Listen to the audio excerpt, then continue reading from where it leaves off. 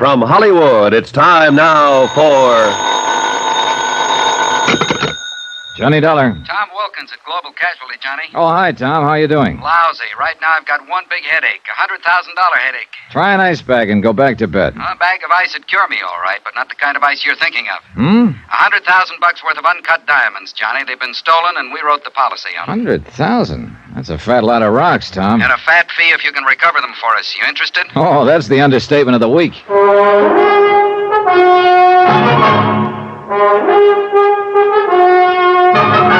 Tonight, and every weekday night, Bob Bailey in the transcribed adventures of the man with the action-packed expense account, America's fabulous freelance insurance investigator. Yours truly, Johnny Dollar.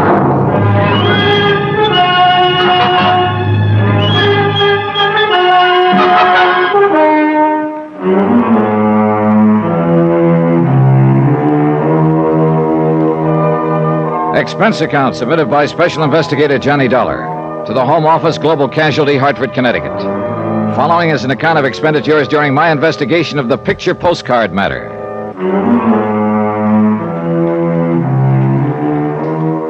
Expense account item 1, $1.25. Taxi to the office of Global Casualty, where Tom Wilkins was waiting for me.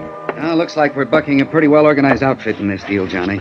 The way they pulled the job shows they'd planned it out pretty well. How did it happen, Tom, and where? The diamonds were being taken by special courier from Zurich, Switzerland to Amsterdam. They got lifted at the Zurich airport. How? The airport was crowded. The courier was carrying the diamonds in a leather briefcase strapped to his wrist. A fight broke out suddenly. In the confusion, the courier was slugged and the case cut loose from him. After which the fight suddenly stopped, huh? Yeah. It was obviously a rigged brawl. By the time the police arrived, the people involved had disappeared. With the uncut diamonds. Mm-hmm. Sounds like their timing was pretty good. Too good. How about the courier? He get a look at the guy who slugged him? No, it happened from behind. Anybody in the airport crowd able to describe the guys who'd rigged the brawl? Well, no clear description. Somebody mentioned that one of the men involved was stocky, sort of a bull neck. Oh, great. Probably only a couple of million people answering that description. True. Zurich police turn up anything? Not a thing. Well, look, Tom, I'm an insurance investigator, not a magician. You better get yourself another boy. Whoa, Johnny. We got one lead, and it could be enough if it's on the level. Oh, well, let's have it. The robbery was day before yesterday. This morning, I got an airmail special delivery letter from Zurich. Here, take a look. Regarding the recent diamond matter, I have information which may enable you to recover them. For a reward. So I see. And he wants to talk to somebody about it. Yeah. And I nominate you. It's signed Sebastian. Any idea who he is? None at all. As you see, I was to reply to General Delivery in Zurich. I did. Told him you were the one. How do I find him? Well, read on. You're to register at the Polo Hotel in Zurich. He or she will contact you there. You think it's on the level? I don't know. Could be a phony. Somebody trying to ace in and promote a fast buck. It's happened before. Sure, and this could be another one. But right now, it's the only lead we've got. We got to take a chance and go along with it. I can't say I care for the postscript here. Extreme caution necessary. Leads me to think there's one thing you'd better be real sure about, Johnny. What's that? That you don't get contacted by the wrong guy.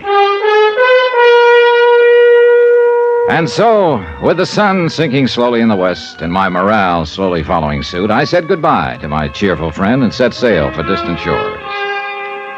Item 2, $622 plane fare and incidentals to Zurich, Switzerland. It was a quiet, uneventful flight, and I had a lot of time to think. But I didn't much like what I was thinking. Whoever had lifted the uncut stones wouldn't exactly like the idea of an informant spilling the beans to me, and I had a slight hunch I'd be lucky if beans were the only thing that got spilled.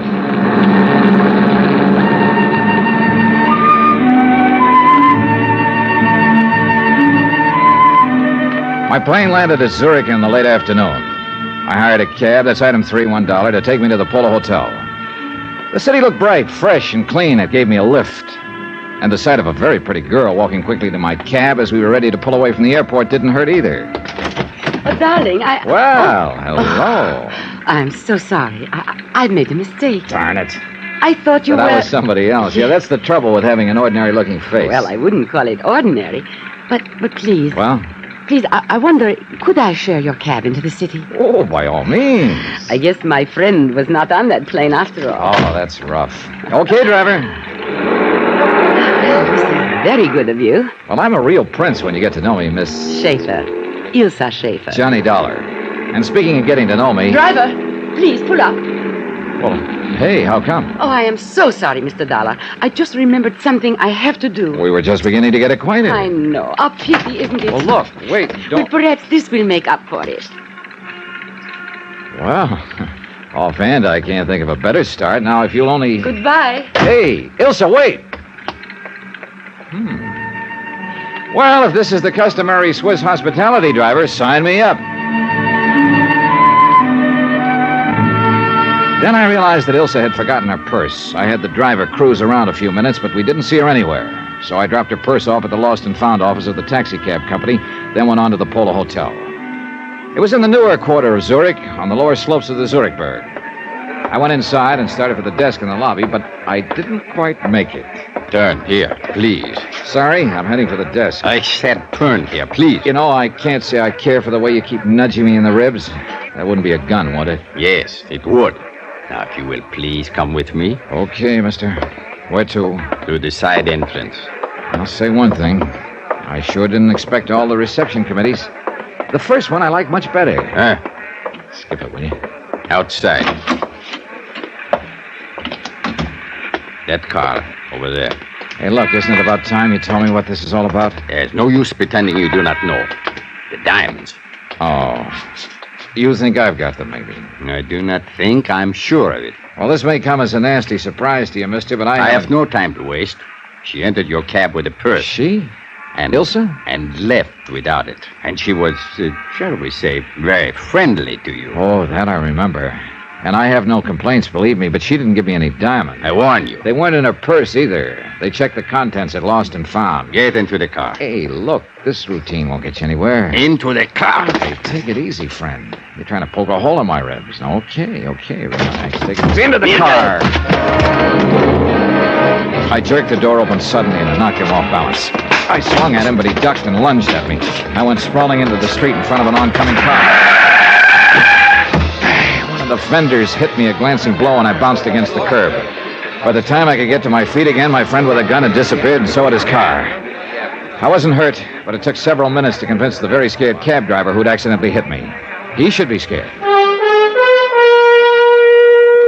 Expense account item 4, $12.75. Telephone call to Tom Wilkins at Global Casualty Bank in the States. I'm glad you called, Johnny. Any luck so far? No luck, but sure a lot of action. Well, what do you mean? Well, first off, an attractive little doll shares my cab for a few blocks, plants a kiss on me, and scrambles out, leaving her purse behind. What? Then a strong arm collars me and tells me the girl must have passed the diamonds to me in the cab. Oh, but that doesn't make sense. Well, anyway, that's what happened so far, plus my almost getting run over in the process. Look, Johnny, I knew this wouldn't be an easy assignment, but... Yeah, I know. Yeah. Don't worry, Tom. I'm still all in one piece. But I'm beginning to realize what Sebastian meant in his letter about extreme caution being necessary. Has anyone contacted you yet? No, only the aforementioned pair. No sign of this Sebastian, whoever he or she is. Well, I still don't understand Neither why... do I. Either the boys who stole the diamonds have lost them, or there's another outfit trying to get their hands on them. In which case, I'm right in the middle. Johnny, Sebastian's still our only lead. You gotta give him plenty of chance to contact you. Yeah, I know. Will do. But be careful. Look, I'm with you, believe me.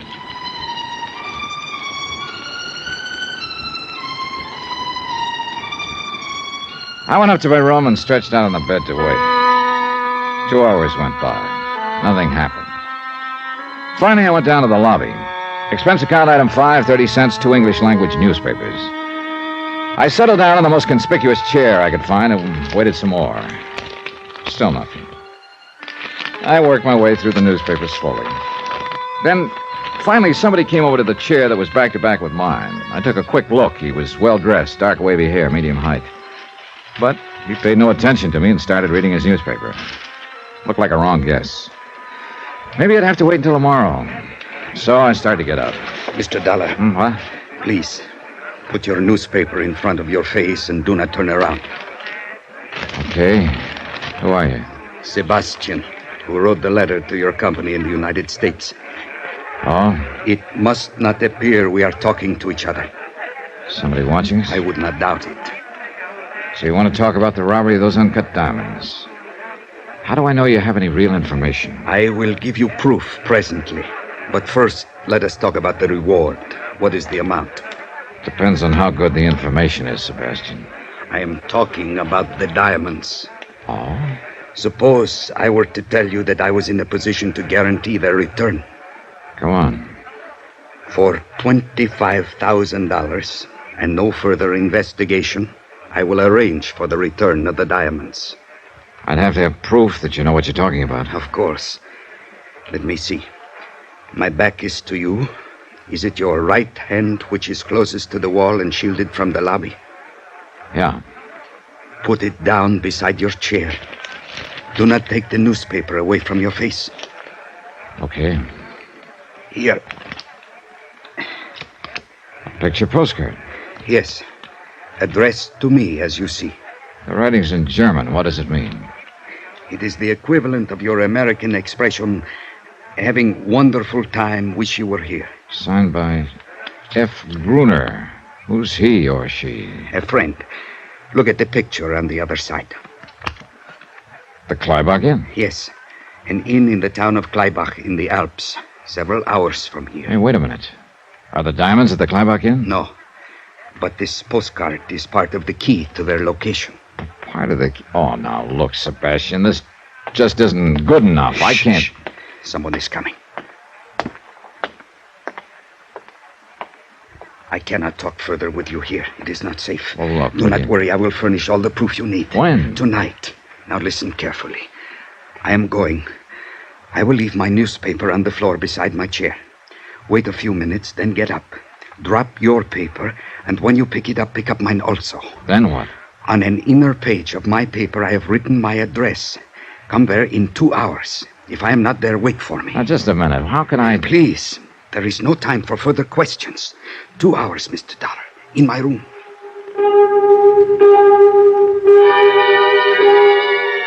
2 hours later, I went to the address he'd given me. A small apartment in another part of the city.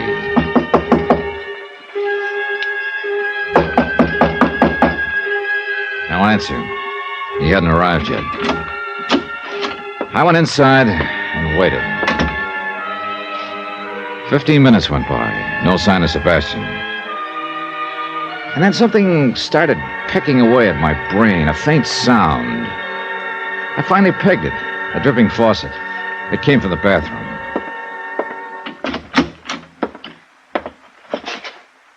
The bathtub was full. In it, floating face down, was Sebastian.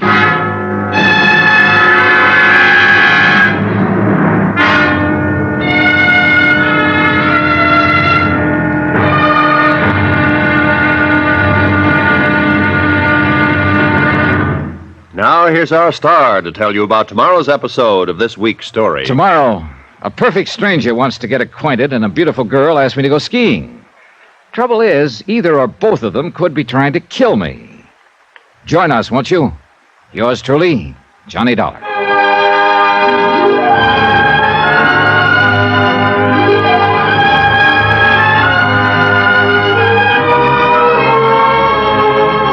Yours truly, Johnny Dollar, starring Bob Bailey, is transcribed in Hollywood. Written by Robert Reif, it is produced and directed by Jack Johnstone. Be sure to join us tomorrow night, same time and station, for the next exciting episode of Yours truly, Johnny Dollar. Roy Rowan speaking.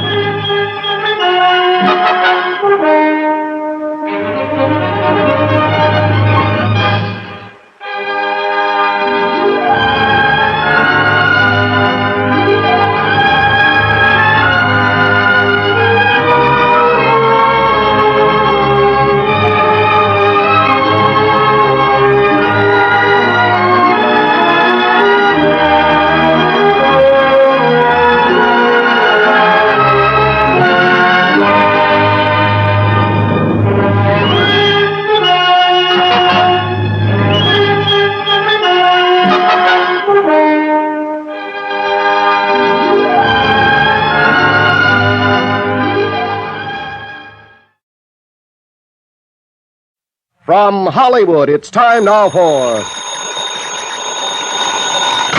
Johnny Dollar.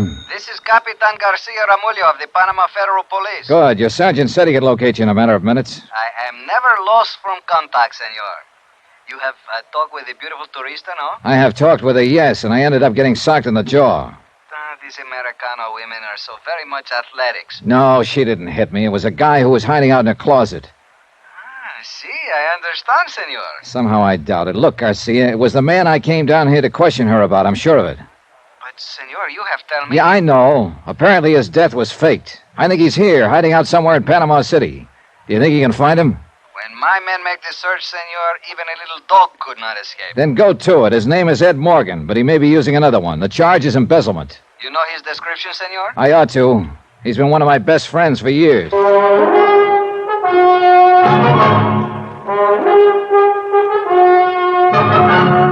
Tonight and every weekday night, Bob Bailey in the transcribed adventures of the man with the action-packed expense account, America's fabulous freelance insurance investigator. Yours truly, Johnny Dollar.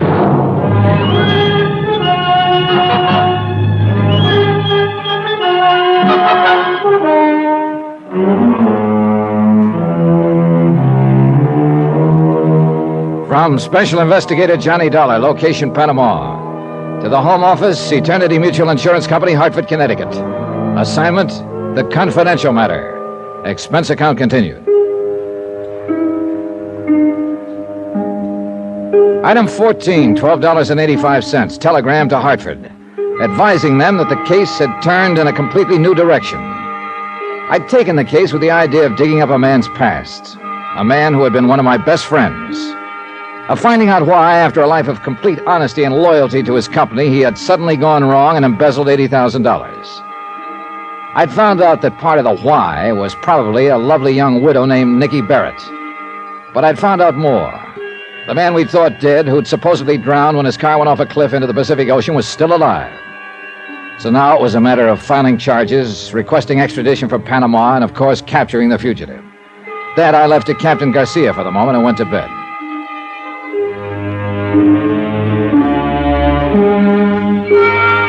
When I came down to breakfast the next morning, I still hadn't heard back from Garcia. But I did get a return engagement from my little playmate of the night before. Good morning, Johnny. Oh, well. Good morning, Mrs. Barrett. I came into town early especially to see you. Why? A deep concern as to whether I survived that sock in the jaw? No. No concern, really. I imagine you have a pretty tough jaw. Do you mind if I sit down? If you promise not to double up your fist. I can explain that, Johnny. With all night to think about it? Yeah, I bet you can. How about some breakfast? I don't really. They got a special this morning, fried fish and papaya. Oof. Tastes even worse than it sounds. No, I'll just have some coffee. That we already have. Sugar, cream? Just black. Thank you. All right, you're on. Spin it up. Well, I'll admit it was silly to claim I was the one who hit you last night. Of course it was silly. I know who hit me. You don't. It was Ed Morgan. He was hiding in the closet in your hotel room. You're wrong, Johnny. You don't mind if I call you Johnny, do you? I mean, you and Ed were such close friends. I feel I almost know you. You could be wrong, Mrs. Barrett. I used to think I knew Ed until he met you and decided to tap the till for 80 grand. All right, call me Johnny if it gives you more confidence in your act. It's not an act. Okay, if you didn't hit me and Ed didn't, then who was it? Let's just say it was a friend. He wasn't very friendly to me. He misunderstood your coming there. He shouldn't have been there himself. He's married, and not that I knew it, though, until last night. That's not a bad attempt, Mrs. Barrett, at a snow job, but I still don't buy it. Better drink your coffee. Johnny, Ed was drowned in San Francisco when his car ran off into the ocean. He's dead. How can he be dead in San Francisco and still be tearing up cigarettes in Panama? I did that. You don't even smoke. But the man who was there last night does. And I tore the cigarettes in that peculiar way. I picked up the habit from Ed. I just did it absent-mindedly, I guess. Now, this gets better as it goes along. Oh, I'm not lying. It's true. No, I mean this fish and papaya. I guess you just have to get used to the mixture. Oh, please, Johnny. You're not even touching your coffee. If I drink it, will you please listen to me? I am listening to you. I just don't believe you. Look, we all make mistakes. Last night, you made a guess. You thought that was Ed, but you were wrong. So why be stubborn about it and cause a lot of unnecessary trouble? Let's forget it and be friends. Can't afford it, sweetie. I haven't got that kind of money. Do you think I sell my friendship? It cost Ed $80,000 of the company's money. No. How much of that did you get? Half of it? No. More than half of it? No, I don't know what you're talking about. How much does he have left now? Stop it! Stop saying such things. All right. Can't you understand once and for all? Ed isn't here, nor anywhere else. He's dead. No, he isn't. But I wish to heaven he were. What do you mean? Just that. But he was your friend. That's right. He was my friend. When I heard about his accident, heard he'd been killed, it hit hard. It hurt plenty.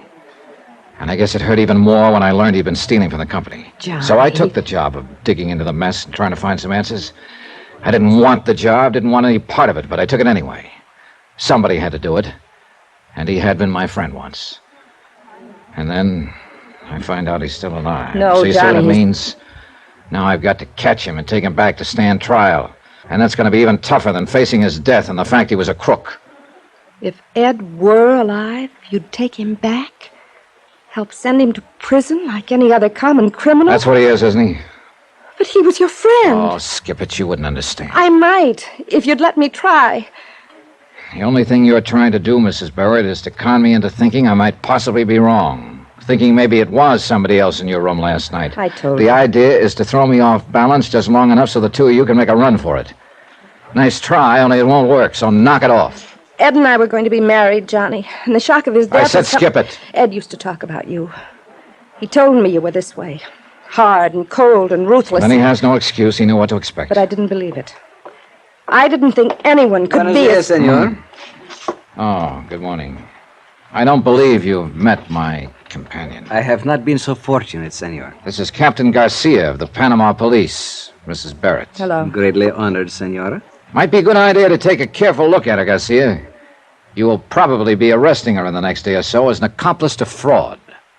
Let us hope such regrettable necessity is not happen. Thank you, Captain. I'm sure it won't. Mr. Dollar has a rather boorish sense of humor. I comprehend, senora. Mr. Dollar, it is possible perhaps that I speak a little with you. Yeah, sure. I imagine Mrs. Barrett will be happy to excuse me at this point. Hasta la vista, senora. Remember, Johnny, he was your friend. I did not wish to mention this matter before the senora. Oh? I think it's better she is not here. Here, what? Have you turned up something? Si, senor. I have tell you, not even the little dog can hide from Garcia. So? We have located this man, Ed Morgan. I got into the police car with Captain Garcia, and we drove out of town and followed the shoreline for about 6 miles. Then we pulled up near a cluster of rickety wharves built around the edge of a tiny inlet. There were numerous native fishing boats tied against the pilings, but no village, no shacks, nor any other sign of a habitation. Garcia cut the motor and lit a cigarette. Pues aquí estamos. Here we are, senor. Here? He's hiding out here? Si, senor. He's live on one of the little fishing boats which are tied to the wharf. The number 3 one there, which is blue painted, you see? Yeah, I see it. Well, a place like this would be safer than a hotel. You're pretty sure it's him? Pues Miguel Ronesto, who is on the boat, said this man come out here 1 month ago. He paid Miguel much money just to live on the boat, tie up at shore. And he is like you described, senor. I think so is him. All right. I'll go on board and talk to him. And I think I'd better go alone, Garcia. Whatever you wish, senor. I wait for you here. Okay.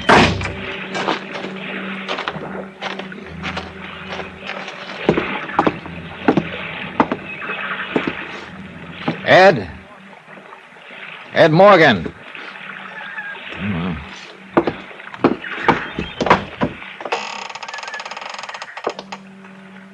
Ed?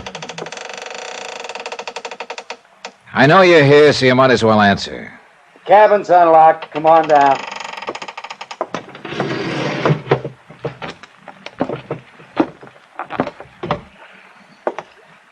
Been a long time, Ed. Yeah, it has. Sorry the place is so littered up. Temporary quarters, you understand. Sit down. Thanks. Johnny, why did it have to be you? It had to be somebody, Ed, sooner or later. You should have known that. But not you. How'd you get onto me? I traced Mrs. Barrett down here. I thought you were dead until last night. She wasn't supposed to show here for 6 months. And last week, here she was. Couldn't wait. Why did you do it, Ed? You wouldn't understand. You've always had dames crazy about you without lifting a hand. But not me. This face always stopped him. Sure, I used to laugh about it, but... Well, you just wouldn't understand.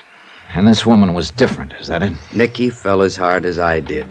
I didn't know women like her even existed. She's for me all the way. Is she worth the price tag? $80,000? Cut it, Johnny. It's not that way. It's just that Nicky had always lived well, and I had to live that way, too, in order to be around her. I got in further and further, and finally I was in too deep to pull out. Did she know you were stealing from the company? Not at first. The blame's all mine, Johnny, not hers. You picked your own apple, is that it? Call it that. And I didn't spend all that money. We decided to get out of the country, start a new life together. I figured I'd need that much. And Nicky agreed to that plan? Sure. That's why she's here. She sold out and came on down. Only she didn't, Ed. She still has her apartment in San Francisco. You're wrong, Johnny. She sold her furniture, her clothes, everything. The stuff is all there, Ed. I saw it. You're lying, Johnny. She pulled stakes. She told me. Okay, she told you. I guess you know why I'm here. I know why you think you're here. Hold it, Johnny. Don't move. I've had this gun on you since you came on board. I know you have. But I wonder if you'd really use it. Don't try to find out. And don't tell me I'm in a spot. I know that. But I'm going on as far as I can. And if I have to kill to do it, then I'll kill. Maybe I could have stopped him. Maybe he wouldn't have fired, I don't know. And for one reason or another, I didn't feel much like finding out. I let him go. He backed out of the cabin hatch and bolted it on the outside. I heard him cross the deck and run along the wharf. And I waited for Garcia to call out to challenge him. The only sound was the car motor starting up and speeding away. Then I heard somebody come running down the wharf. Senor Dollar! Get the door open, Garcia. Where is he? What happened? He take the car, senor. It's me to blame. I am not alert. Before I know it, Never mind. Where's the nearest telephone? 2 miles, senor. 2 miles? How do we get there? But how else, senor? We walk?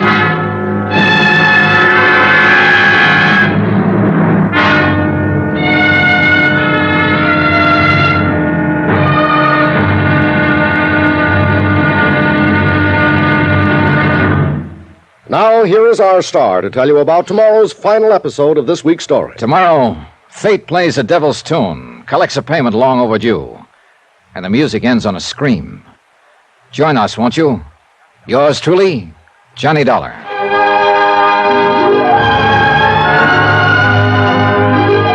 Yours truly, Johnny Dollar, starring Bob Bailey, is transcribed in Hollywood. Written by Les Crutchfield, it is produced and directed by Jack Johnstone. Be sure to join us tomorrow night, same time and station, for the next exciting episode of Yours truly, Johnny Dollar. Hugh Brundage speaking.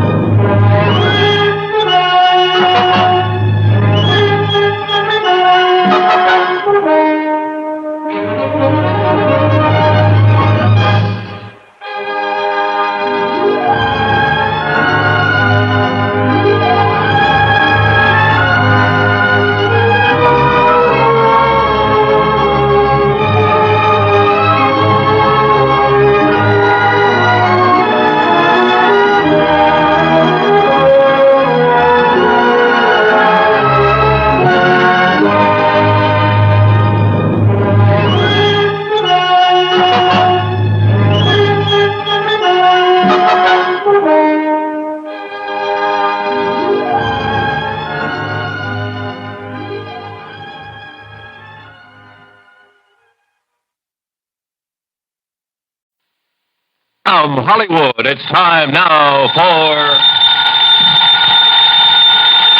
Johnny Dollar. Johnny, this is Lee Harkins, Continental Insurance and Trust Company. Lee, my old fishing pal. You still holding down the Ohio branch of the company there in Columbus? Yes, John, I am, but now look here. Well, brother, I never will forget the great fishing you and I had over on Darby Creek a couple of years back. Look, John... And along about this time every year, the urge really gets to me. Hey, have the streams cleared up yet from the spring rains? No, quite the contrary. As a matter of fact... How about Little Raccoon Creek down near Jackson? Boy, remember those big channel cats and the bass? Johnny, will you listen to me? Huh? Oh, sure, I'm all ears. The big river has gone on a rampage again. Spring floods. You mean the Ohio? Yes, and every other river of any size. The rains are still coming down. I see. Whole towns are being washed away by the floodwaters. Death and destruction all over. Oh, I'm sorry, Lee. I didn't mean to sound so... Well, mention fishing and I lose my head. Look, Johnny, I need you out here. Can you come right away? Well, sure. You see, any fishing we do may be for the bodies of people.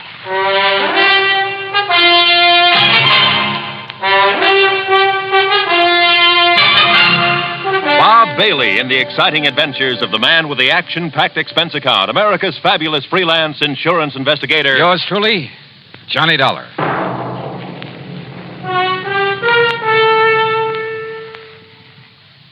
And now, Act One of yours truly, Johnny Dollar.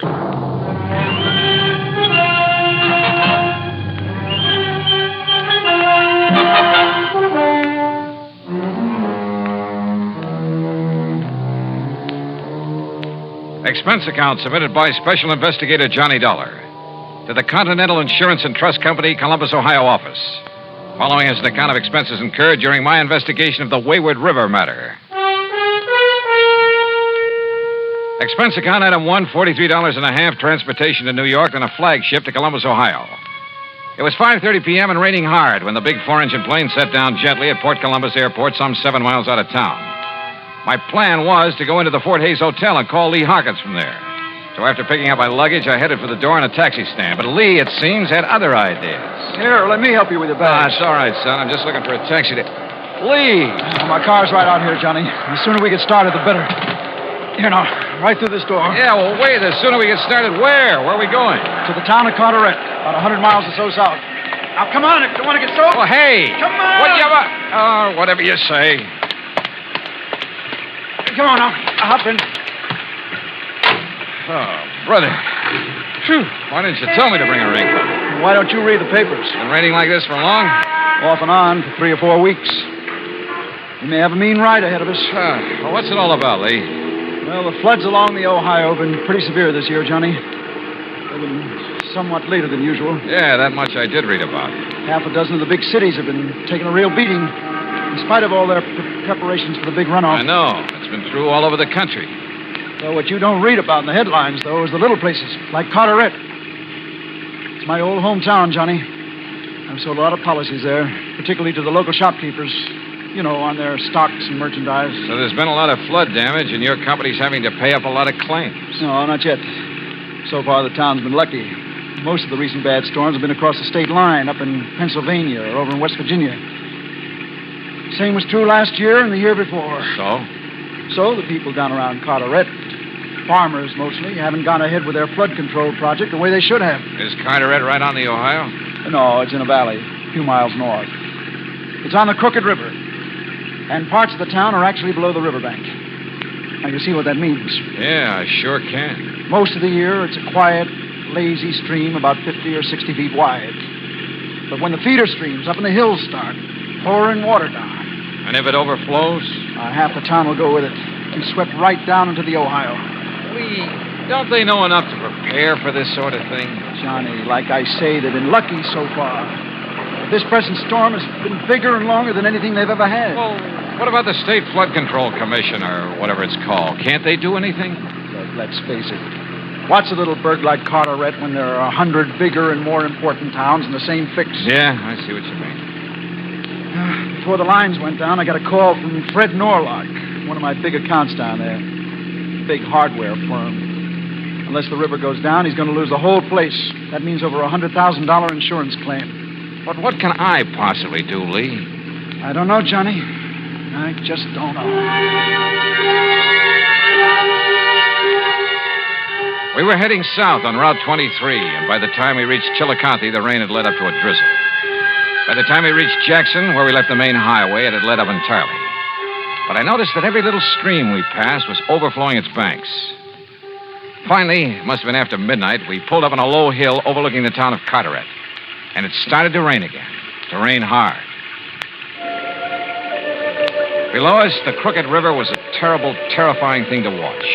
Power lines were out, but maybe hundreds of kerosene and gasoline lanterns, flashlights, and lights from cars showed only too plainly the perils of the brown, rushing, raging torrent that threatened the town. town. Men stripped to the waist, the banker and the ditch digger side by side, the farmer and the merchant, toiled frantically to reinforce the levee with bags of sand, stone, cement, anything they could find, while the river lapped hungrily at their feet, trying to undermine the embankment as quickly as it was built up.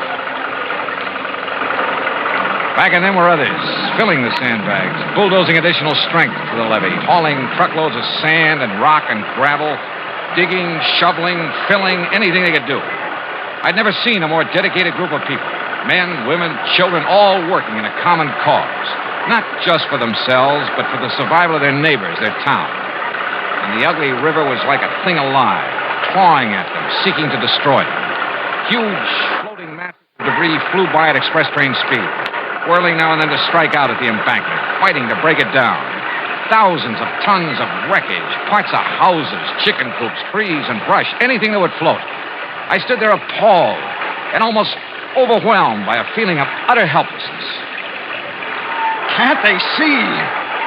If they were up here on this hill, they could see that they're losing ground, Johnny. The river's rising faster than they can build up the levee. Yeah, Lee, yeah, it looks that way. What's the matter with you guys? Can't you see they need help down there? Anybody doesn't help, I'll be shot. He's right, Johnny. We ought to go down there and help for whatever it's worth. Wait. That one section where they're all working. It's right above the cut into Ferry Street. If the levee goes there, it'll sweep the whole section down the valley into the Ohio River. But look, Lee. Look, back there, behind us. The reason why the water's piling up, don't you see? That old railroad bridge. The trees, the mud, the rubble that's piled up against it. That railroad trestle has become a regular dam. Hey, you're right. The more of that debris piling up there, the stronger it gets. And the higher it gets, too. With the water mounting up behind it that way, the levee over Perry Street will go in a matter of minutes. Right. But break that dam somehow, and the water will get through. Down the crooked river into the Ohio. Yeah. Break that dam, and it'll save the town. Yes. Oh, but how, Johnny? How? Yeah, how?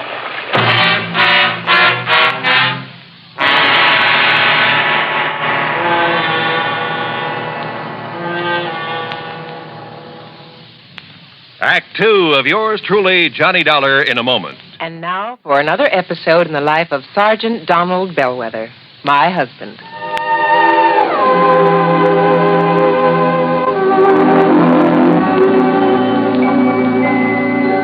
Reba, when are you going to serve dinner? Oh, in a few minutes, dear. Okay, I'll see you later. Wait a minute, Donald. I want you to hear my speech. You mean the safety speech for the PTA meeting? Mm-hmm. Oh, come on. Do I have to? You want dinner? You blackmailer. Okay, where do you want me to sit? On the sofa? No, in the dining room. I've got to practice projecting my voice. Projecting your voice? Are you kidding? Anyway, how's this? Oh, that's fine. Okay, now, after the president introduces me, I'll say, Madam Chairlady, parents, visitors. According to the National Safety Council, last year in the United States, 4,450 youngsters under 15 years were killed in traffic accidents. How many? Oh, please, Donald, don't interrupt. 4,450. Oh, that's an awful lot. Yes, dear, it is. Well, then I go on to say, ladies and gentlemen, how can we help prevent traffic accidents from killing and maiming our youngsters? We must remember that children will act like children. Therefore, when we drive by schools, playgrounds, and the neighborhoods where children are playing, we must act like mature adults and be on the sharp lookout for that sudden ball bouncing across the street with a little child running after. Hey, that's very good, honey. As soon as children are old enough to understand, it is up to us, the parents, to instill in their minds the dangers of playing near traffic. Children must be taught to obey all safety rules and safety patrols, to board and alight from the school bus without horseplay. And, above all, we adults should obey all safety rules, because children mimic their parents. Well, honey, you act and talk just like a professional speaker. Well, thanks. You know, you're really good. I'm proud of you. Oh, that's my Donald. That's my doll.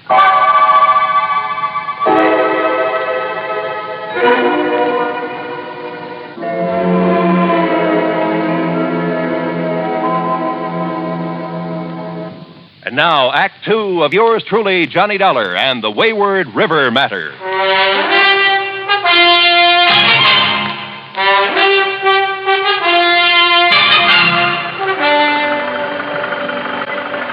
From our vantage point on the hill above the little town of Carteret, we could see why the Crooked River was rising so fast, threatening to engulf the town.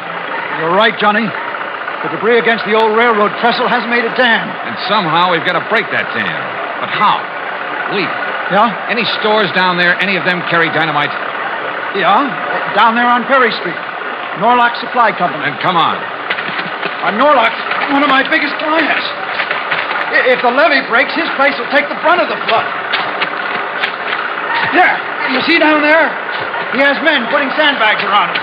They won't mean a thing if the levee goes. Why doesn't he send those men back on up to the river's edge where they can do some good? Johnny, he's the only man in town looking after his personal property. The only one selfish enough to... Say, listen, he's also the man who's always opposed doing something about this river. Save your breath, Lee. We've got to get down there and get some dynamite. The groups we passed, still vainly trying to chink up holes in the levee, all but spat on us as we passed. Because we weren't working with them, trying to save their town from the raging Crooked River, or so they thought. Finally, we slogged our way to the Norlock Supply Company on Berry Street.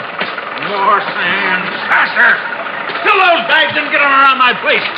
The levee goes, it'll all come down here. More sandbags, more! You're crazy, Mr. Norlock. You're wasting your time. What? Mr. Harkins. Why, if that levee goes, nothing will save this place of yours. He's right, Norlock. Get your men on up to the levee where they'll do some good.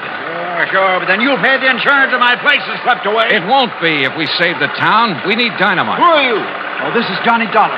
Insurance investigator? What are you doing here? Look, there's no time to stand around and talk. We need dynamite, a lot of it. What for? Well, the wreckage from up the river. It's jammed against the old railroad trestle south of town.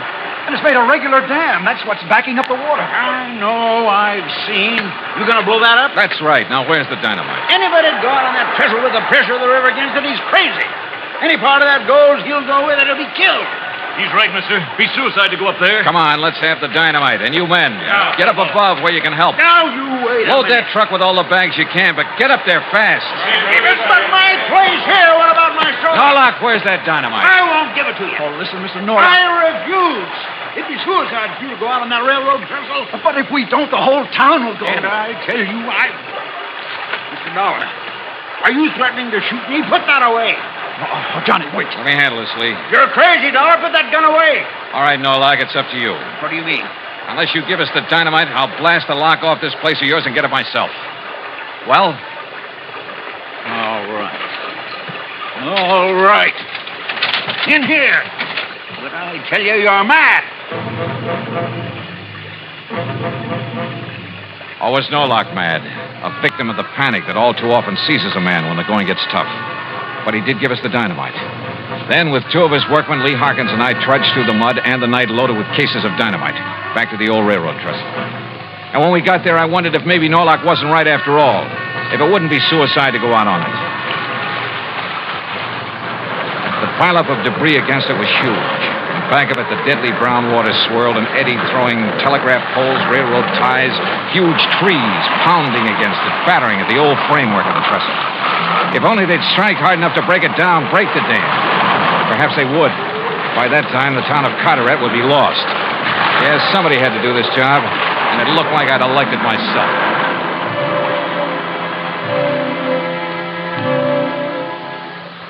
I'm not quite clear on what happened during that next 20 or 30 minutes. They seemed like 30 years of nightmare. But I edged my way out on that rickety framework, a fused case of dynamite under my arm. It was dark, and I had to feel my way along over planks and boards and trees that the force of the water had thrown up on the trestle. The wires leading back to the plunger that would set off the charge would catch and drag. But I knew I had to reach the first long span to make the explosive do its work.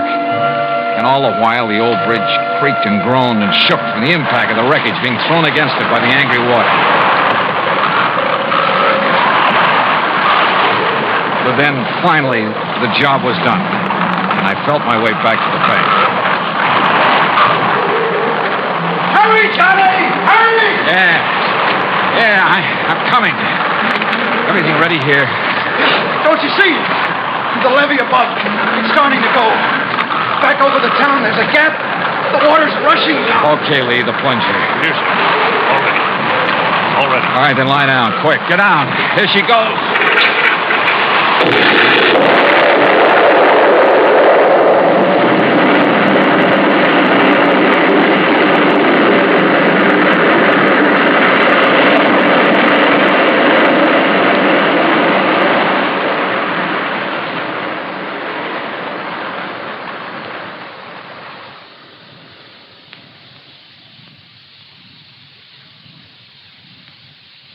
Act 3 of yours truly, Johnny Dollar, in a moment.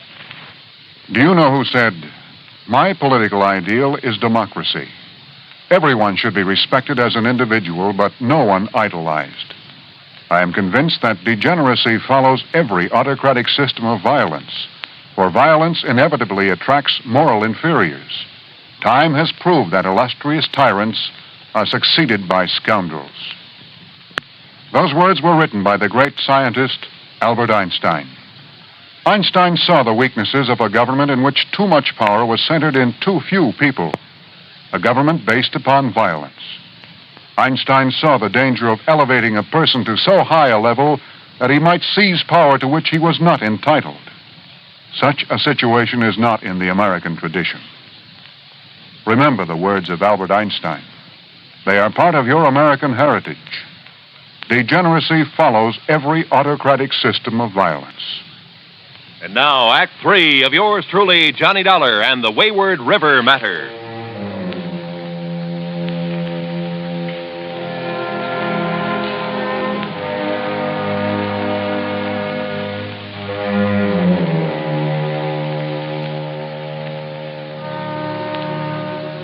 The charge of dynamite on the old railroad bridge had broken the dam that the angry river had thrown up against it. Had released the little town from the threat of being washed down the valley into the Ohio River. The men and women and children, spent from having struggled against the raging water throughout the night and all the day before, went quietly back to their homes and farms to rest and sleep. And nature, defeated, gave up. The rain stopped and the skies cleared. Even the charging yellow waters of the crooked river seemed to diminish in a sort of frustration. What damage had been done to the town could wait now until the people were rested, refreshed. As Lee Harkins and I plodded wearily over to the village inn, I noticed that the streets were deserted. Yeah, even as the long gray fingers of dawn reached up into the sky, the town, exhausted, slept. Unmindful of the rooster in someone's backyard who sought to rouse it. Nor did we rouse the innkeeper, but picked a couple of rooms and settled down to rest our weary bones. But I couldn't sleep. Somewhere in the back of my brain, a little worry began to form, to peck away at me. In all of Carteret the night before, there'd been one man and one man only who'd ignored the common good to look after his own selfish interests. I went into Lee's room and awakened him. Oh, no, Johnny, later. Come on. I'm so dead I can hardly go back to sleep, will you? No, come on. Just a couple of questions, Lee. Listen to me. Oh, why don't you let me sleep? Over 100,000 insurance, you said. Yeah, 100 and... Oh, I don't know. Well, if you ask me, that's too much for a business of any kind in a town this size. Much too much. So maybe I gave him a break on his valuation. Yeah. You know, to help sign up some of the other merchants. But 100,000 of insurance money would give him enough to live on the rest of his life. Oh, now, look, why don't you go back to bed, Johnny? Lee, he knew about that dam at the railroad trestle. And so far as I could see, he was the only one who did. Well, everybody else was so busy at the levee. But did he try to do anything about it? No. Instead, he went through the motions of trying to protect his property. But he knew that if that levee broke, nothing would save it. All right. Chalk it up to panic. Panic, huh? He fought to keep us from getting that dynamite, the one thing that could save the town. He kept those workmen away from where they might have done some good, at the levee. He alone wanted that levee to break. But good heavens, Johnny, Well, you're right. You must be. Yeah, I'm right. I'm going out and look for Mr. Fred Norlock. Yeah, but there isn't a soul out there. Everybody's... Maybe. That's what I want to find out.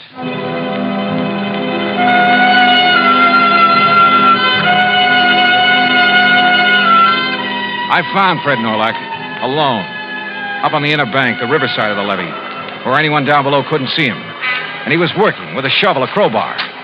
Beside him was a pile of dynamite. I'd given him that idea. All right, Norlock, lay down that shovel.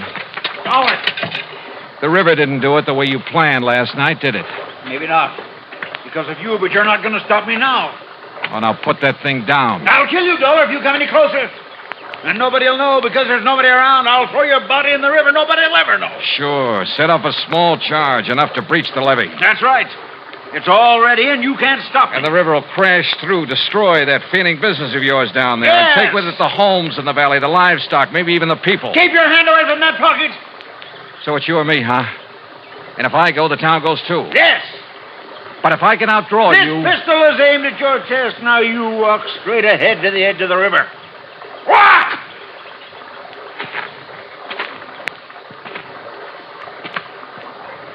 Johnny! What? Now! Now! Oh, yes!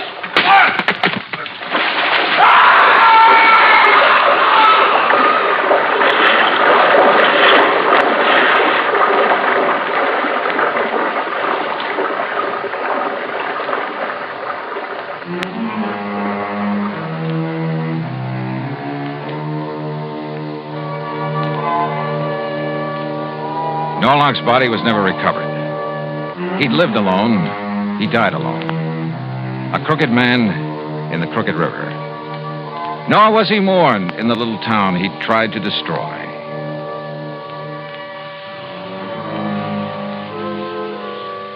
Expense account total, including transportation back to Hartford, $100 even.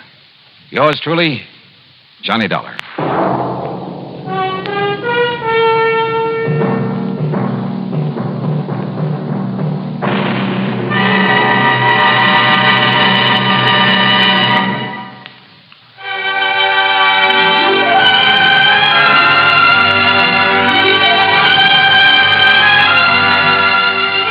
Truly, Johnny Dollar, starring Bob Bailey, originates in Hollywood and is produced and directed by Jack Johnstone, who also wrote today's story. Heard in our cast were Chet Stratton, Frank Gerstle, Bob Bruce, and Parley Bear.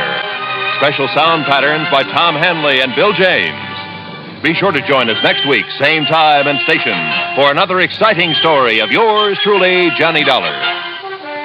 This is Roy Rowan speaking.